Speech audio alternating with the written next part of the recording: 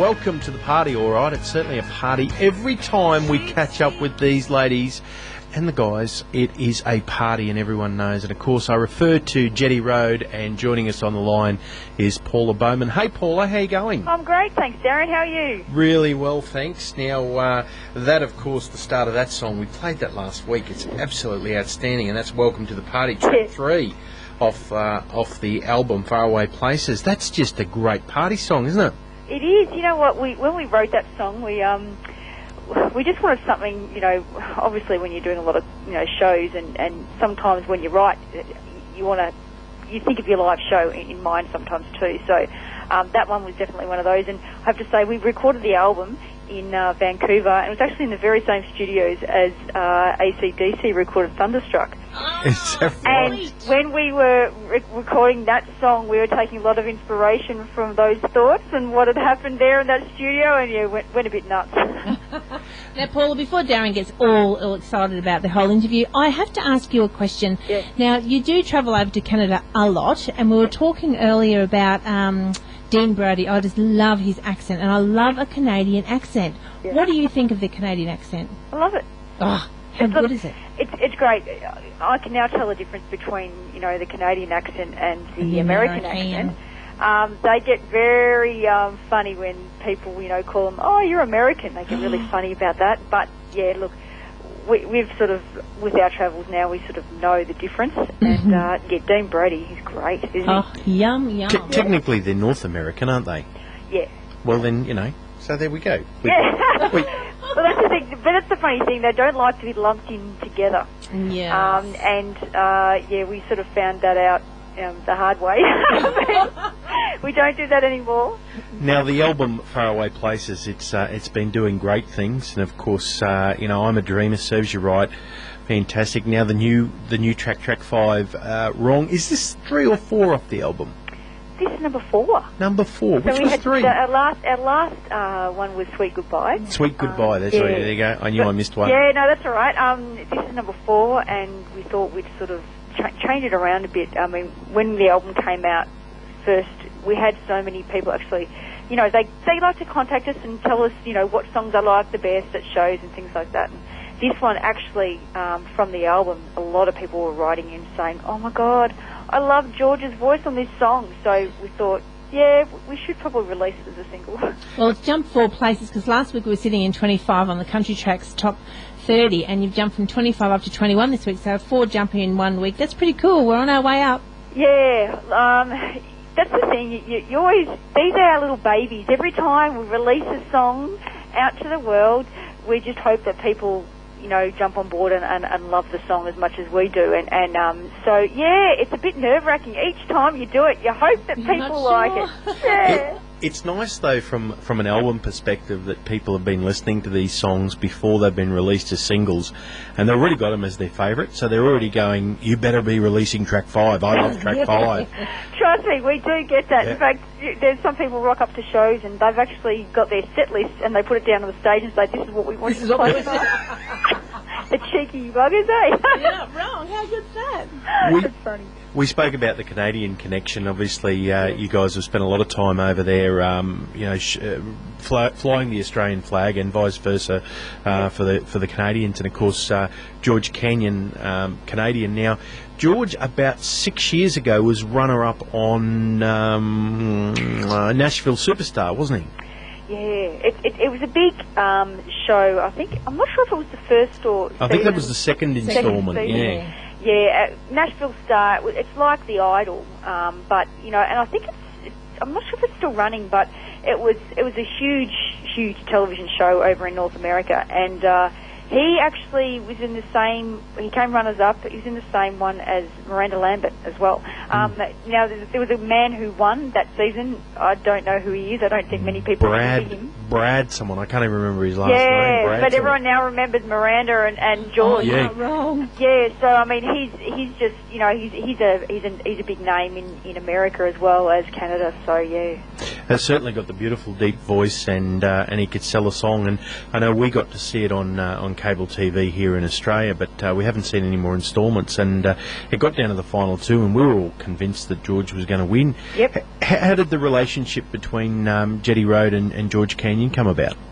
Well, it's funny because over there, I mean, we have our management over in Canada, and ours was talking to theirs, and they just thought it might be an interesting union to maybe see if you want to do some songwriting. So George said, yeah, why not? So we actually, I'll describe the day for you. We went out songwriting instead of to his house, to his ranch just outside Calgary, but we actually weren't given the address. His manager met us at a rendezvous point, which, this is just the way they do it because he's a star over there. He doesn't want people giving out his address. So we met at a Starbucks. You weren't blindfolded or anything? No, going to the that would have completely freaked me out. No, it's the funny thing is, as we were driving down the road, we actually met his manager at a Starbucks, and then we were following him down a dirt road, and we were saying to everyone in the car, they could be leading us down this garden path, and we could find an axe murderer at the end here. We don't know what's going to happen, but look, we rocked up to his house, and I have to say it's probably one of the most beautiful settings I've ever seen. On one side, it overlooks Calgary City, and then on the other, you can actually see a panoramic view of the Rocky Mountains. And it's a ranch, and it's just he also has horses and some cattle, and it just sounds everything country, doesn't it? It's just like that's what it is. That's what it is. Here it is. And this is our first meeting, so we sat down, and I think we realised that by the end that the way we write our songs and how Lee and I feed off each other in songwriting sessions is quite unique, because he was looking a little bit stunned and confused like he was watching a tennis match. However, by the end of the day, we came up with finished this song, and then 2 days later, actually, he gave us a call and said, I would love to sing on this song with you because I can't get it out of my head and I just love it so much. And we said, yeah, sure. Oh, he joined the tennis match, and there he was. Yeah. Oh, boy, I want in. Yeah. Now, obviously, there's been some devastation over the last few weeks or few days in North America and through to Canada. Is everyone that you have association with nice and safe over there, or how's it gone? Yeah, I haven't heard anything. So when you don't hear anything, that's actually good news. That's right. Because bad news travels fast.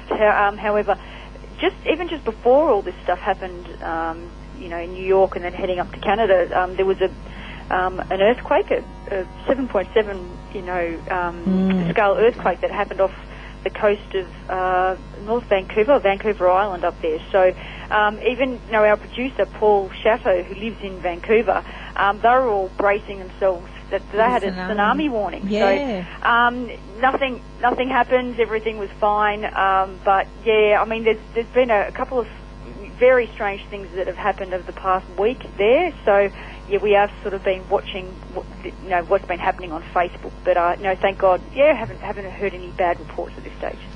Well, that's good news that we haven't heard anything bad. Now, we're talking to Paula Bowman from Jetty Road, and their new single "Wrong" is out at the moment. Now, this weekend coming up is Mud Bulls and Music, just a half an hour up the road at Gymna. Woohoo! And you're home, so you've got to be going there. We are, and I've got to say, we're really, it's been a couple of years since we've played at Mud Bulls, but we just love it, and we're going to be playing 2 shows, one at the bar stage, and also on the Saturday night at 7 we're playing on main stage. So yeah, we just can't wait to see everyone, catch up with everyone again, and yeah, just looking forward to getting out and enjoying that nice Queensland weather. Yeah, I will tell you, it looks like we've got great weather for the whole weekend too. It might get the odd shower, which is okay at Mud Bulls. You can get away with you can get away with a shower at Mud Bulls. Yeah, that's fine. At least it won't be cold though. So no, yeah, I think we're looking at 27 degrees over the weekend. 31 today, and maybe 27 degrees over the weekend. So it looks pretty good. Yeah, excellent. And then I do have to tell you, I've got to give you a warning. Yeah. Now, Tony the Stalker. Oh, yeah? Tony with an I. Yeah. All right. Now, Tony is she's a very dear friend of ours, and is a relatively newly converted country music 12 months fan. into country music. Yep. And she loves everything country and loves all Australian music, and she's a big fan. And she's a big fan of Jetty Road.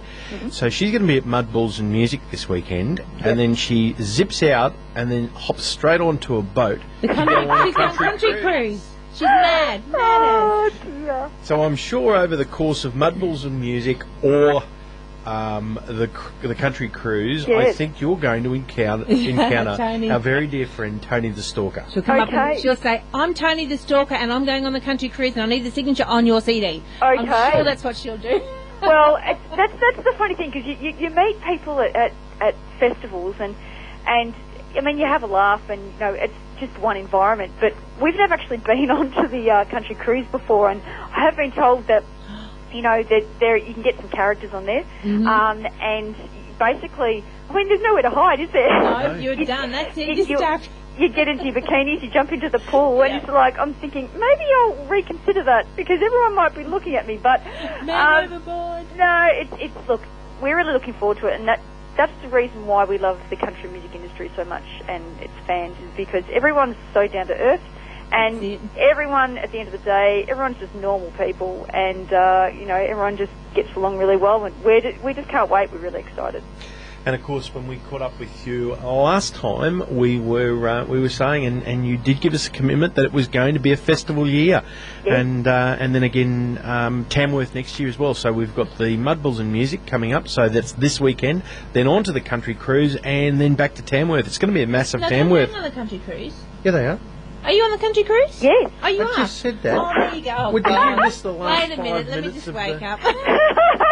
Paula, I hope you're enjoying this conversation with no, me. don't worry. It Tracy's sounds obviously just not like listening. my sister and I. Don't worry. No. We are on the country cruise, and we are going to have a ball, and yeah, it's going to be great. Talking about that. But it's funny because we also did Gympie for the first time in I think it was 4 years, 5 Been a years. while, yeah. Yeah, so you know, we've had a great year. We've stayed home this year instead of heading overseas, and just for this specific reason, is we really wanted to catch up with fans and do the things that we normally wouldn't be doing for quite a few years. Next year, we're actually heading back overseas. We probably won't be doing the European leg this time. We're actually going to be situating ourselves straight out of Nashville and doing some touring around there and doing some business and seeing what happens. Well, that sounds great. That's selling Jetty Road. It's gone to the northern part of America, now down to the southern part of the USA. That sounds tremendous. But they'll never get them. They're all Australian. That's it. We're going to pull them back. It's funny because we went to Nashville in 2008 for about 3 weeks, I think, over Fanfare period, and I really loved the city. I thought it was great, and just the hospitality. But the one thing that we do realise is even when we travel all over the world, is that there is only one place that you really call home, and you know, we just learn to appreciate what we have even more when we're overseas, I suppose. What's the just thinking about the festival circuit, and it's, you know, as we said, it's been 4 years for you. What's been the changes or anything? Is it got better over the last 4 years, or is it just stabilised, or what's the difference that you've noticed? For Jetty Road, definitely better. I mean, I suppose we've now won 2 Golden Guitar Awards. That makes a big difference. Big high profile, obviously. Yeah, for you definitely. guys, yeah. And the more that you work around the scene, you know, the more fans you get, and people actually ask for you to you know, at festivals. So, I really do think it's probably got the awards that have done it and raised our profile, and it's going back to the fans and doing more shows, and that's just how you build your fan base that way.